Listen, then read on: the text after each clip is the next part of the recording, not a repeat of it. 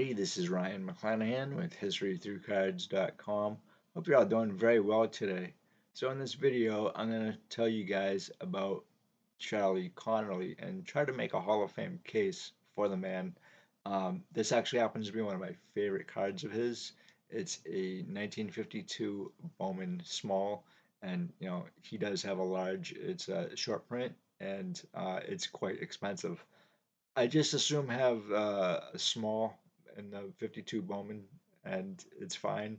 Uh, I love the artwork in this set, and I'm actually trying to complete what to say, complete year by year run of Charley Conerly's career through cards, and I'm only missing two. I think the 1948 Bowman, which I'm not a fan of.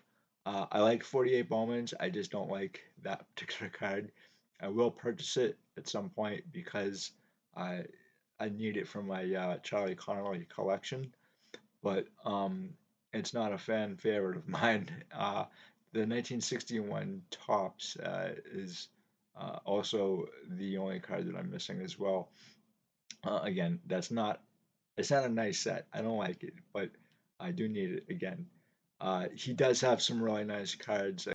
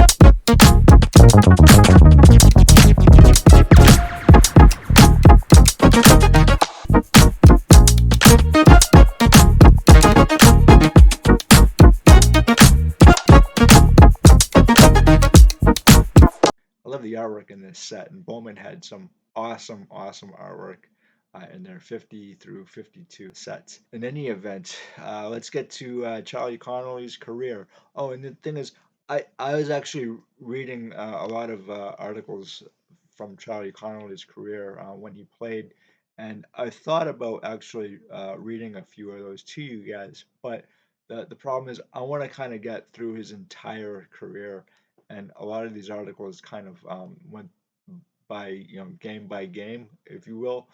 Um, and then I also read his Irish sports page. I thought about reading that too. I took a little bit from that, but usually I like to I like to read people's Irish sports pages only because it tells me more about who the person was, and it's actually a really good source for material, as grim as it may sound. I really want to get to know who the ball players were, not just as ball players, but as people, and kind of pass that information on to you guys. Charley Conerly, he he is not talked about, I think, enough today. His accomplishments, and that's really kind of like the focus of my channel on YouTube, is to talk about the ball players and their accomplishments and history, of course, and economics and everything else that is associated with a card. Um, I I read enough of his articles, and I think who he is as a person to kind of give you an overview. And I'm going to try to make the Hall of Fame case. However, Charley Conerly was born in 1921, and he ended up playing in the NFL in 1948. He spent basically 1942 through 1947 in college, except for World War II. In 1942, he dropped out of Old Miss to join the Marine Corps, and he ended up in the Battle of Guam. and I can't even imagine what that was like. Anyway, um, he came back from overseas, and he continued with Ole Miss.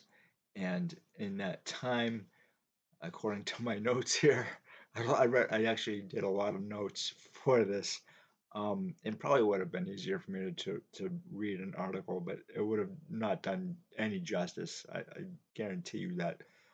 Anyway, he was an All-American, uh, and he's in the College Football Hall of Fame, and he was inducted in 1966. He came in fourth in the Heisman in 1947. And off the top of my head, I can't remember who the 1947 Heisman winner was. I'm sure Chris from Stories and Cardboard knows exactly who that is. And by the way, he's got a great channel. It's very fun to watch.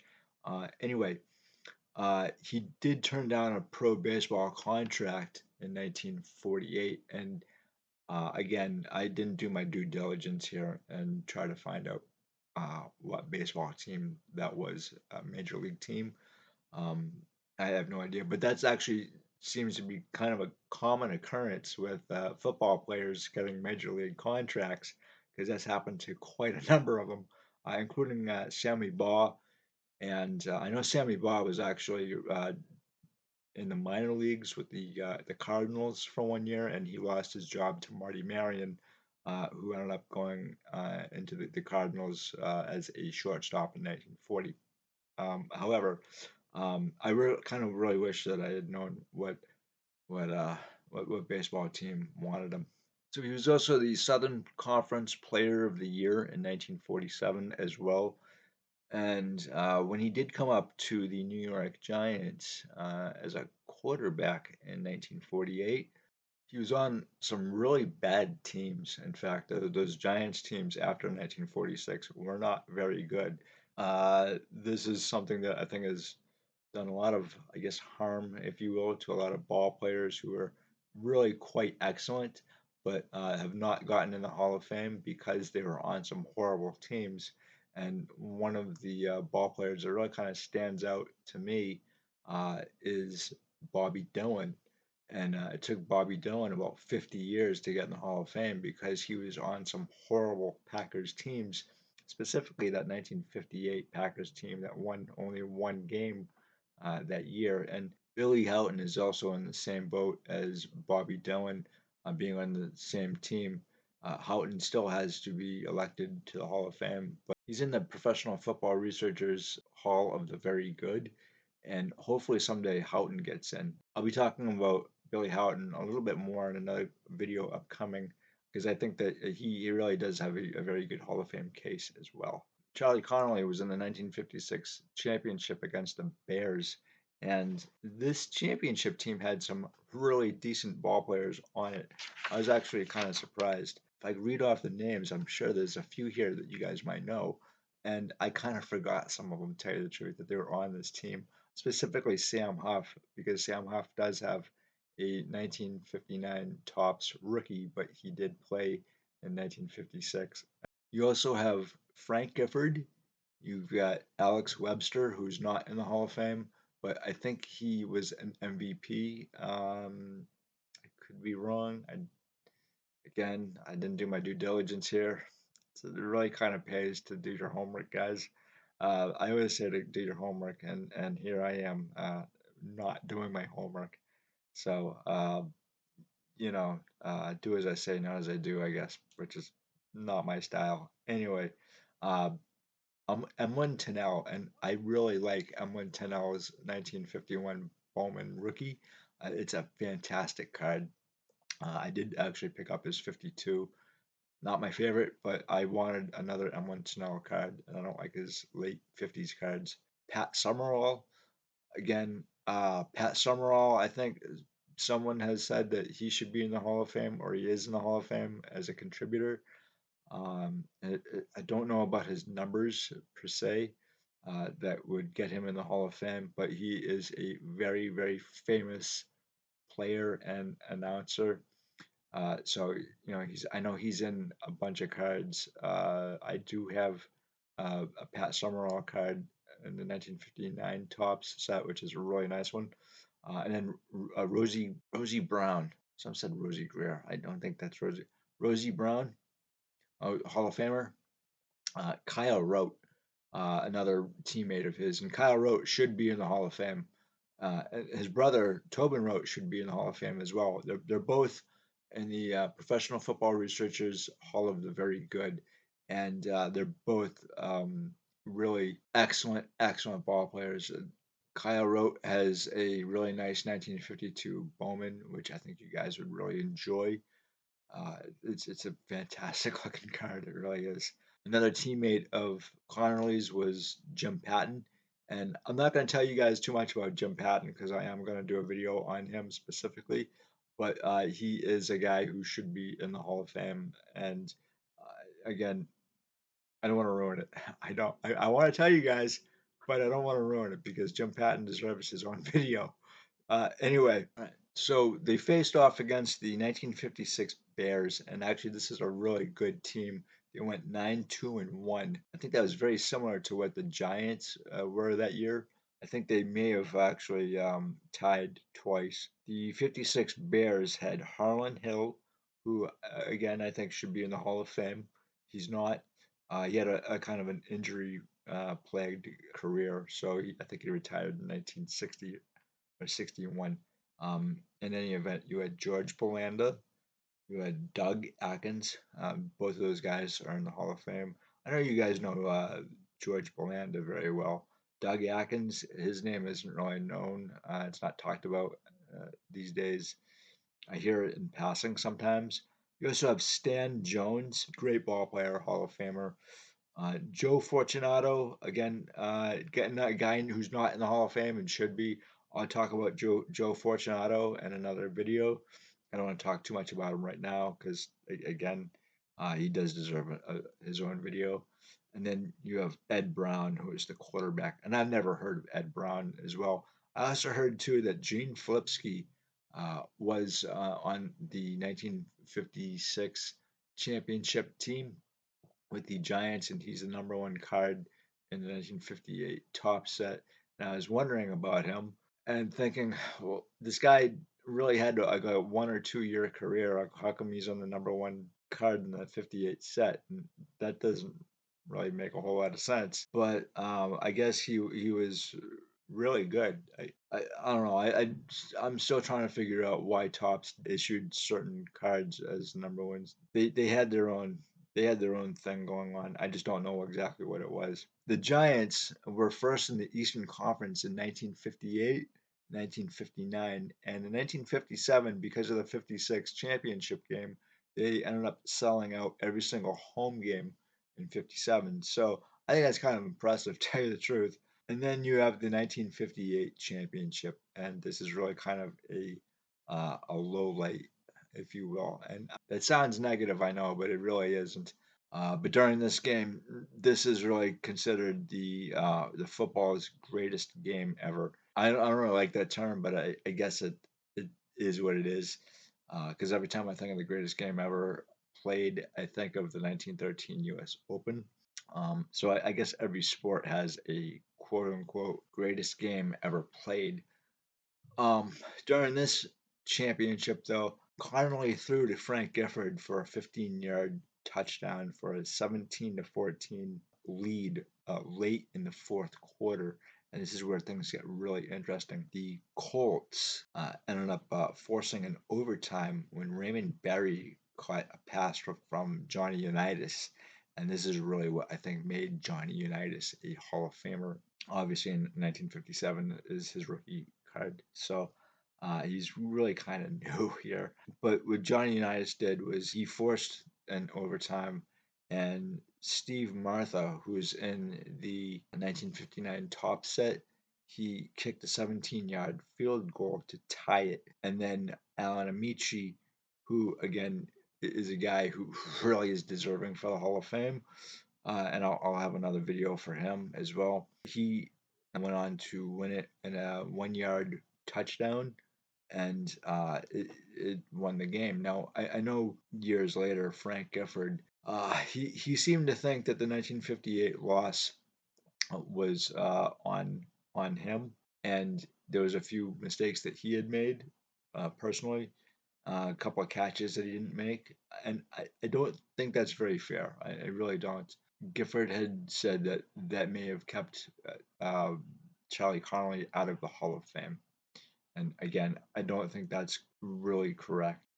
It is a low light in Charlie Connolly's career, but Connolly actually had a very, very good year. Just to bring him up to the championship is very impressive. Even if you don't win the championship, there's a lot of guys who don't even get to go to one. Not everybody can be Tom Brady. Even Tom Brady is not perfect in a championship or a Super Bowl. In 1959, Connolly and the Giants went up against the Baltimore Colts again, and they lost 31-16. But Connolly ended up getting the MVP that year. And this is kind of really interesting because by the time that Charlie Connolly retired in 1961, he was 40 years old and he was the oldest quarterback at the time in the league. What makes this so impressive, though, his stats leading up to his retirement, is that he was the oldest quarterback for 8 years in a row, going back to when Sammy Baugh retired at age 38 in 1952. Um, you did have a series of older quarterbacks in the 1950s. Bob Waterfield, Frankie Albert, they were both 32 years old in 1952. Otto Graham was 31 and he retired in 1955. Why this was, you have a series of older ball players, older quarterbacks in the league in the 1950s and the late 1940s, and that's because of their service in World War II. You don't have a lot of young quarterbacks then, so that's why Charlie Connolly, in fact, when you look at his overall record, is really kind of impressive given his age. He seems to get better as he gets older. And he's really kind of the last of his breed, if you will, by the time he retires. All those guys that I mentioned, Bob Waterfield, Sammy Baugh, they're all retired by the mid 1950s, and he lasted another 5 years. So I think what he has been able to accomplish during his career, despite the fact that he was on some really bad teams and then he was on some really great teams, that's only because uh, Vince Lombardi was hired on and he was offensive coordinator with the Giants, and they had a new head coach in 1954, which is Jim Lee Howell. And I don't know a whole lot about Jim Lee Howell, unfortunately, but he was really able to turn around the ball club, and that's why you have a series of championships. Even if they don't win, they still got there because of Jim Lee Howell and especially Vince Lombardi. And then Vince Lombardi obviously went on to the Packers, and uh, he wins a bunch of championships and Super Bowls. So in 1961, Charlie Connolly ended up being Y.A. Tittle's backup, and he retired after the season.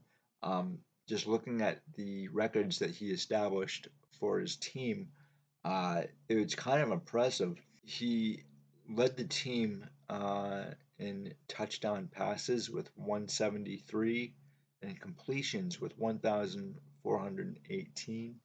He led the team with passing yardage with 19,488 and attempts with 2,833. And unfortunately, this is not a good team record to have, but he also has the most career interceptions with 167. He had a 5-month battle with cancer, and unfortunately, he lost his life because of the effects of smoking.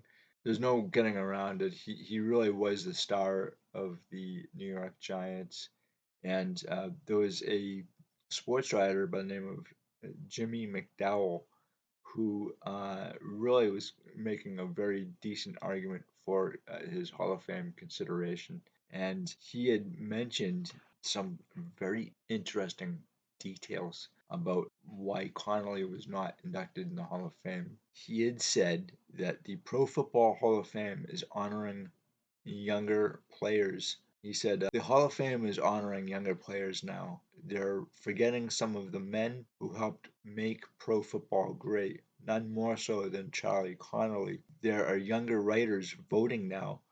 They've never seen him play. And I think this is a huge problem within both Canton and in Cooperstown as well. You do have a lot of writers who have never seen these guys play, and they're voting on these guys or against these guys. And this is why we have a Pro Football Research Association. I don't think there should be sports writers voting in the Hall of Fames. There's too many things that can go wrong, and I don't think it's a fair process. Charlie Connolly's snub does not make any sense whatsoever. And I think there's a lot of people who have said the same thing, asked the questions. I think this is actually one of the reasons why, in fact, that Charlie Connolly has not gotten in the Hall of Fame is because of younger voters. I'm not sure if Jimmy McDowell actually was trying to make a comparison with Connolly and Y.A. Tittle. I looked at Y.A. Tittle's stats. I think they're fantastic. He is in, obviously, and I'm not entirely convinced that Y.A. Tittle and Charlie Connolly's stats match up exactly. There are other ball players, obviously, that I mentioned that are not in the Hall of Fame and should be. I just don't think that you can make a comparison with Y.A. Tittle and Charlie Connolly and even other ball players. If we're just looking at quarterbacks, should be in the Hall of Fame or not, I can think of maybe a few from Charlie Connolly's era, the 1940s, 1950s. Tommy Thompson comes to mind, though he had a pretty short career as a quarterback. I think Tommy Thompson is at least deserving of a shot for the Hall of Fame in Canton. I would put Tommy Thompson in. In fact, I am a large hall guy. I think there's a lot of room there. And I also think, too, that there are too many sports writers who are actually looking at younger ball players, today's ball players, or ball players within their own lifetime. And uh, again, it could be a reason why Charlie Connolly is not in the Hall of Fame because it's out of sight, out of mind, really. And I think a lot of ball players are like that too. Now, getting back to Y.A. Tittle, his stats: he's a three-time All-Pro, Player of the Year, and seven-time Pro Bowl. And then he also said too, Jimmy McDowell said that Bobby Lane was also comparable, and I'm not sure about this one either. Bobby Lane is a three-time NFL champion and a six-time All-Pro, where Charlie Connolly is I believe, a one-time All-Pro and a two-time Pro Bowl. I don't think that there's a comparison there with Bobby Lane either. And what I do agree with Jimmy McDowell on is that Connolly did have some really great numbers, and he was right up there with Y.A. Tittle and Bobby Lane and a lot of, and then he probably surpassed them in many cases. But again, I don't think that you can compare other of these quarterbacks to Charlie Connolly. Wellington Mara said that he has better numbers than some of the quarterbacks who are there, and I think that's correct. But it depends on the era in which the player lived and played. So you have to kind of take that not with a grain of salt, but just kind of understand in which era the ball player was in. And I think that Connolly really stacked very well on his own with the rest of the league. Again, I'd love to hear what you guys have to say about Charlie Connolly getting into the Hall of Fame. I would love it. I don't see why he's not in, and I'd love to get your shit.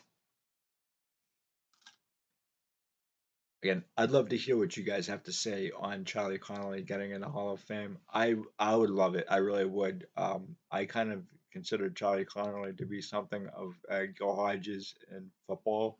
Again, with Gil Hodges getting in, I think that's awesome. What I thought maybe kept Gil Hodges out was that he was just surrounded by a bunch of stars, And and obviously being in New York, your star power may fade for other flashy ball players. And Charlie Connolly was not flashy, although he did have really kind of a chiseled, rugged look that football was looking for, and Hollywood, in fact. And I think that's one of the reasons why Marlboro wanted Charlie as a pitchman. Unfortunately, it cost him his life. Being Charlie Connolly, not flashy, kind of quiet. I don't think that really did him any favors. So let me know what you think about Charlie Connolly's career, and if you think that he belongs in the Hall of Fame or not. I would love to hear what you guys have to say. And actually, there is a process that Canton allows for collectors or fans to write in to make the case for their favorite player for enshrinement. And I think that would be something that we all could do uh, for Charlie Connolly. I am biased. I have to really admit that.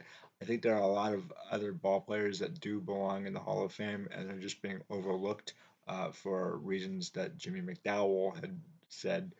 I think he's correct. I think McDowell is 100% spot on his assessment. Um, but that doesn't mean that we can't at least try to get at least some of these ball players in the Hall of Fame. Again, I am a large Hall guy. I think there's enough room there for a lot of ball players, not just the younger ball players that are from my generation or your generation, the younger generations. Um, some of these older ball players like Charlie Connolly, they really deserve a second look or a second chance. And some guys haven't even been up they've never been looked at, like Billy Houghton. So maybe we could try to get some of these guys in and have a letter writing campaign to the Hall of Fame. It's a start. It's you got to start somewhere. So why not with Charlie Connolly here? I had a significant problem trying to track down a decent copy of his 1951 Bowman. um, I don't particularly think that it's a difficult card. I just had a problem finding a decent copy. It's a really nice card. The other card that I had a problem with of his was his 1961 Flair, and that set is kind of notorious for certain problems, such as centering, and it has a lot of print streaks, and they're really distracting on that set. It is a nice set, it really is.